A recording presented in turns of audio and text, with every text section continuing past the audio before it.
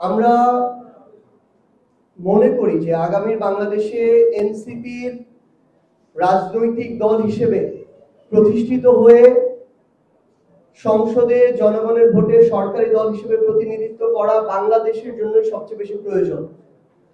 কারণ নির্বাচিত সরকারের 6 মাস যেতে না যেতেই পূর্ববর্তী সরকারগুলোর যে একই চরিত্রের পুনরাবৃত্তি আমরা বিএনপির মধ্যে দেখতে পাচ্ছি, সেটা আমাদের মনে আশঙ্কা তৈরি করে যে এনসিপি যদি তাদের বাংলাদেশ পুনর্গঠনের, জুলাইয়ের আকাঙ্ক্ষার বাংলাদেশ গড়ার রাজনীতিতে স্থায়ী না হতে পারে এবং এই ভিত্তিটা তৈরি না করতে পারে, তাহলে হয়তো বর্তমান রাজনৈতিক দলের যে চরিত্রগুলো আমরা দেখতে পাচ্ছি আগামীতে এর চেয়ে বেশি ফ্যাসিবাদী আচরণের প্রকাশ আমরা দেখতে পাওয়ার একটা সম্ভাবনা দেখছি। সেই জায়গা থেকে আমরা প্রথম এবং প্রধান লক্ষ্য হিসেবে নির্বাচনের পরে যে বিষয়টিকে নিয়েছি এনসিপির সাংগঠনিক ভিত্তি তৈরি করা। আমাদের এই 2026 সালে ডিসেম্বর মাসের মধ্যে বাংলাদেশের 5000 যে ইউনিয়ন রয়েছে, 5000 ইউনিয়নে এনসিপির আহ্বায়ক কমিটি গঠন করার লক্ষ্যে আমরা কাজ করে যাচ্ছি এবং 2027 সালের জুন মাসের মধ্যে বাংলাদেশের প্রত্যেকটি ওয়ার্ডে এনসিপির আহ্বায়ক কমিটি থাকতে হবে এবং এনসিপির অঙ্গ সহযোগী সংগঠনগুলোর আহ্বায়ক কমিটি থাকতে হবে। আমরা ইতিমধ্যে 100টি উপজেলা এবং পৌরসভায় প্রার্থী ঘোষণা করেছি। সেপ্টেম্বরের প্রথম সপ্তাহে আরো 100টি উপজেলায় এবং পৌরসভায় আমরা প্রার্থী ঘোষণা করব। কিন্তু আমরা স্থানীয় সরকার মন্ত্রণালয়ের মাধ্যমে যতটুকু জেনেছি যে ডিসেম্বর জানুয়ারিতে ইউনিয়ন নির্বাচনের মধ্য দিয়ে আমাদের স্থানীয় নির্বাচন শুরু হতে যাচ্ছে। সেই লক্ষ্যে এবছরের নভেম্বরের মধ্যে বাংলাদেশের 5000 ইউনিয়নে এনসিপির পক্ষ থেকে এককভাবে চেয়ারম্যান পদপ্রার্থী ঘোষণা করা হবে।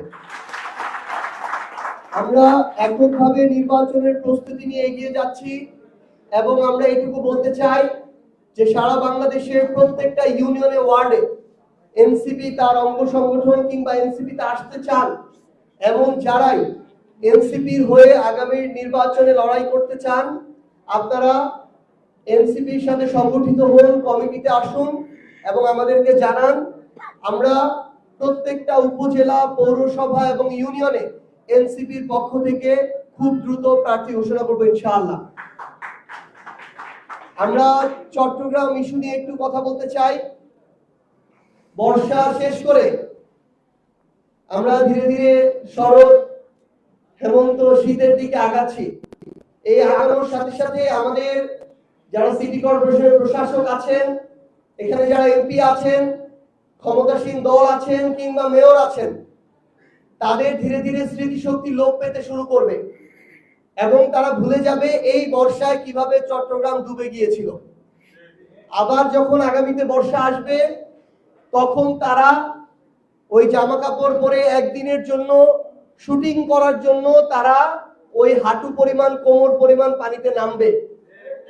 কেউ কেউ বিভিন্ন ধরনের নৌকা মাচা নিয়েও আসবে। এই নাটক 2027 সালে আমরা আর ক্ষমতাসীন দল বিএনপির পক্ষ থেকে দেখতে চাই না। এই নাটক আমরা এই চট্টগ্রামের মেয়র, প্রশাসক কিংবা এমপিদের থেকে আর দেখতে চাই না। আপনাদের হাতে 1 বছরের মতো সময় রয়েছে। আমরা বিএনপি সরকারকে আহ্বান জানাবো, যেই নগরকে বাংলাদেশের বাণিজ্যিক রাজধানী বলেন, বাংলাদেশের লাইফলাইন বলেন, বাংলাদেশের দ্বিতীয় রাজধানী বলেন, যেখান থেকে বাংলাদেশের অর্থনীতি পরিচালিত হয়, সেই নগরকে যদি আপনারা শুধুমাত্র লোক দেখানোর স্বার্থে সেই নগরের সেবক হয়ে ওঠেন, তাহলে ওই সেবকের চট্টগ্রামবাসীর আর দরকার নাই।